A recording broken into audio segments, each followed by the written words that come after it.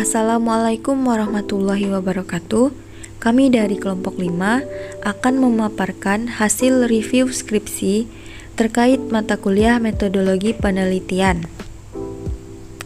Nah, pertama-tama di sini saya akan memperkenalkan anggota dari kelompok 5. Yang pertama yaitu Lita Handayani, yang kedua Rizky Ramadhania, dan yang terakhir Nur Indah Damayanti. Kami dari program studi Tadris Matematika kelas 4A.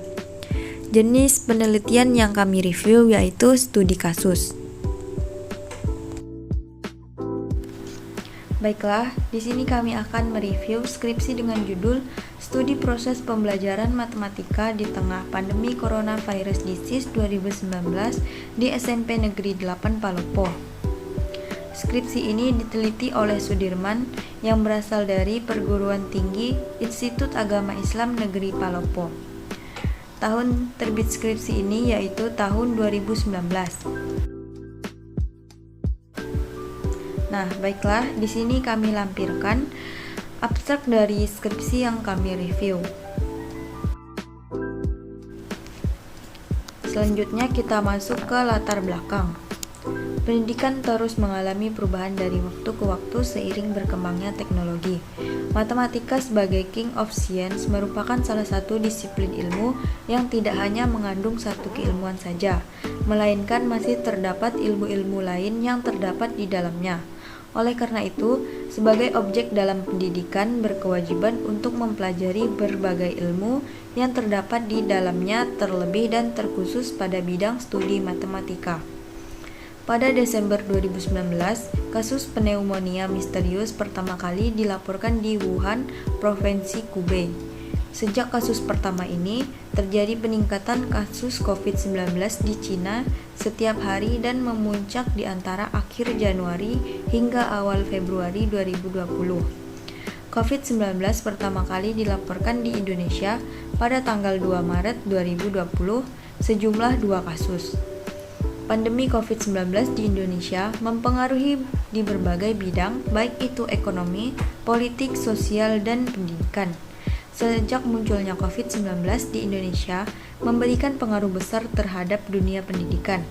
Pendidikan mulai dilakukan berbasis online dengan menggunakan aplikasi Zoom, Google Classroom, Google Meet, atau sejenisnya. Di kota Palopo, pandemi COVID-19 sangat memberikan pengaruh yang besar terhadap dunia pendidikan. Sekolah dan kampus yang ada di kota Palopo mulai memberlakukan pembelajaran dari rumah dengan menggunakan jaringan internet atau dikenal dengan pembelajaran daring. Selanjutnya, di sini ada uraian tata penyusunan latar belakang menggunakan piramida terbalik. Untuk yang pertama yaitu gambaran global, yang kedua alasan umum, yang ketiga alasan rinci, dan yang keempat masalah penelitian. Selanjutnya yang terakhir yaitu judul. Pada skripsi yang kami review ini, di bagian latar belakang skripsi tidak memuat data pra penelitian yang dicantumkan oleh peneliti. Menurut kami, seharusnya peneliti mencantumkan data pra penelitian agar pembaca dapat mengetahui sedikit gambaran masalah di lapangan dari penyusunan skripsi tersebut. Selanjutnya kita masuk ke rumusan masalah dan tujuan penelitian. Baiklah, di sini untuk rumusan masalahnya yaitu bagaimana proses pembelajaran matematika di tengah pandemi COVID-19 di SMP Negeri 8 Palopo. Dan untuk tujuan penelitiannya yaitu untuk mengetahui proses pembelajaran matematika di tengah pandemi COVID-19 di SMP Negeri 8 Palopo. Nah, menurut kami, mengenai rumusan masalahnya yang ditulis oleh peneliti sudah sesuai antara rumusan masalah dan tujuan. Karena hanya terdapat satu rumusan masalah dan tujuan penelitian, jadi peneliti hanya terfokus pada satu masalah yang akan diteliti. Sehingga data yang didapat tidak akan terlalu rinci karena yang diteliti di sini hanya satu aspek saja, yaitu bagaimana proses pembelajaran matematika di tengah pandemi COVID-19 di SMP Negeri 8 Palopo. Nah, saran dari kami untuk rumusan masalah ini mungkin bisa dikembangkan lagi. Contohnya seperti apa saja kesulitan yang dialami pada pembelajaran matematika di tengah pandemi COVID-19 di SMP Negeri 8 Palopo. Selanjutnya kita masuk ke manfaat penelitian. Di sini untuk manfaat penelitian terbagi menjadi dua, yaitu manfaat teoritis dan manfaat praktis. Untuk manfaat teoritis, diharapkan penelitian ini dapat berguna sebagai bahan rujukan atau referensi dalam mengembangkan ilmu pengetahuan pada lembaga pendidikan pada umumnya. Dan manfaat praktis ini dibagi untuk guru dan juga siswa. Bagi guru sebagai masukan kepada guru agar tetap memberikan proses pembelajaran yang baik kepada siswa di tengah pandemi COVID-19. Dan bagi siswa untuk menambah wawasan siswa agar tetap mengikuti proses pembelajaran dengan baik di tengah pandemi COVID-19. Nah, menurut kami, manfaat dari penelitian sudah cukup jelas, karena terdiri dari manfaat teoritis dan manfaat praktis. Untuk manfaat praktisnya sendiri terdiri dari manfaat bagi guru dan siswa. Untuk lebih lengkap seharusnya bisa ditambah lagi manfaat praktisnya, yaitu manfaat bagi sekolah dan juga manfaat bagi peneliti. Untuk manfaatnya juga sudah sesuai dengan apa yang sudah dijelaskan pada skripsi tersebut. Baiklah, selanjutnya kita masuk pada bab 2, yaitu kajian pustaka. Nah, yang kelima di sini adalah landasan teori atau kajian pustaka. Nah, pada skripsi yang kami kaji ini, untuk landasan teorinya atau kajian pustaka, pada bagian teori yang dikaji, di sini ada 3 bagian. Yang pertama itu pembelajaran matematika, yang kedua e-learning, dan yang ketiga pandemi coronavirus di SIASE 2019. Nah, pada landasan teori atau kajian pustaka di sini, peneliti di sini sudah mencantumkan referensi dengan jelas. Jadi, memudahkan para pembaca untuk mengakses materi-materi yang terdapat pada referensi tersebut. Hanya saja di bagian landasan teori ini, sebaiknya untuk sub teorinya atau subbab teorinya itu dituliskan dengan menggunakan poin-poin saja, agar memudahkan pembaca dalam memahami skripsi tersebut. Karena jika dituliskan dengan menggunakan paragraf, pembaca sulit untuk menentukan sumber kajian atau sumber kutipan yang berdasarkan dengan subbabnya. Selanjutnya yang keenam, yaitu kajian penelitian terdahulu atau kajian penelitian relevan. Nah, kajian penelitian terdahulu merupakan upaya peneliti untuk melakukan perbandingan dan untuk menemukan hal baru dari penelitian sebelumnya atau peneliti terdahulu. Adanya kajian terdahulu ini dapat membantu peneliti dalam menentukan posisinya ketika akan melakukan penelitian. Nah, dalam memastikan keaslian penelitian ini, pada skripsi yang kami kaji ini, peneliti di sini melakukan perbandingan dengan beberapa hasil penelitian sebelumnya. Di sini ada tiga kajian penelitian terdahulu. Yang pertama itu dari Selvi Loviana dan Waskita Niti Baskara pada tahun 2020 dengan judul Dampak Pandemi COVID-19 pada Kesiapan Pembelajaran Tadris Matematika IAIN Metro Lampung. Dan yang kedua itu dari Wiranto pada tahun 2020 dengan judul Proses Pembelajaran Matematika di Sekolah Dasar di Tengah Pandemi COVID-19. Dan yang terakhir itu dari Luh Devi Herliandri dan kawan-kawan pada tahun 2020 dengan judul Pembelajaran pada Masa Pandemi COVID-19. Nah, pada skripsi yang kami review ini, yang diteliti oleh peneliti ini untuk bagian kajian terdahulu ini sudah sesuai dengan judul skripsi yang dibuat oleh peneliti. Di mana judul skripsi yang dibuat di sini yaitu Studi Proses Pembelajaran Matematika di Tengah Pandemi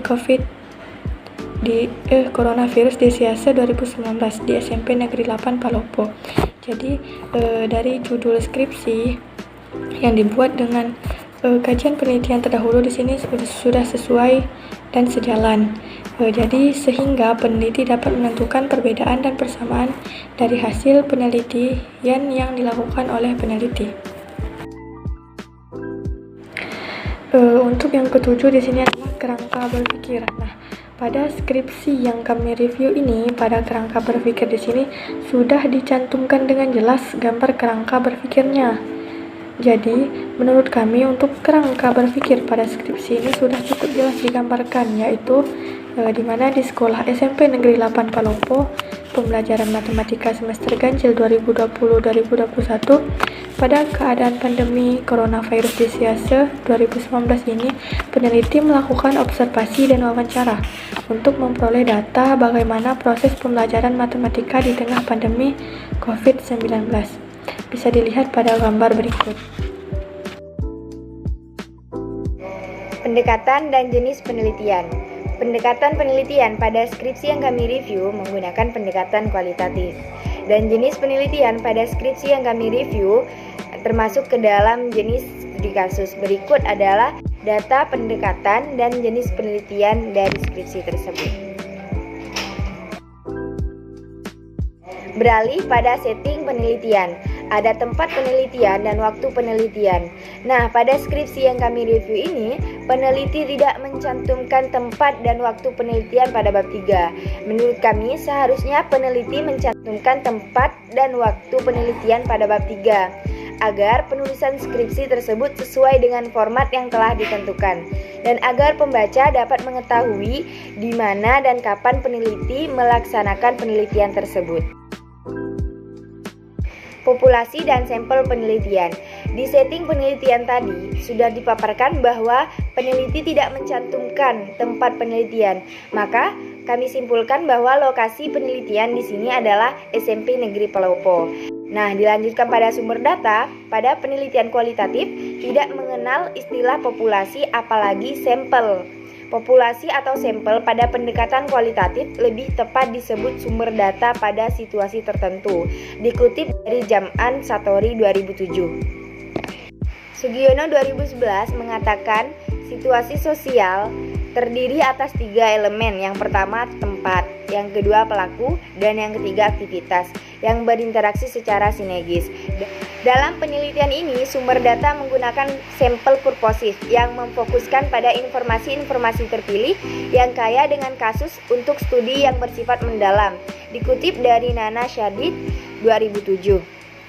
Maka data yang diperlukan untuk mengetahui bagaimana kualitas kinerja peneliti di SMP Negeri 8 Palopo adalah data yang dikumpulkan melalui wawancara, observasi maupun studi dokumentasi. Sumber data adalah subjek dari mana data itu diperoleh.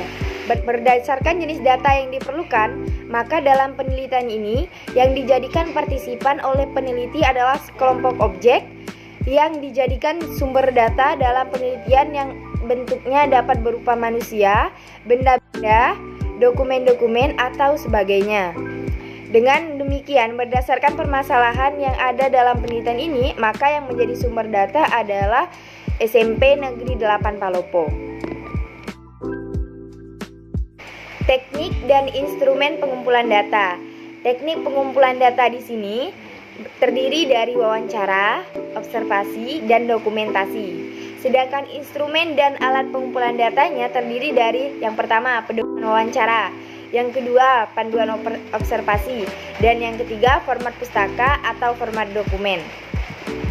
Dilanjutkan pada rumusan masalah.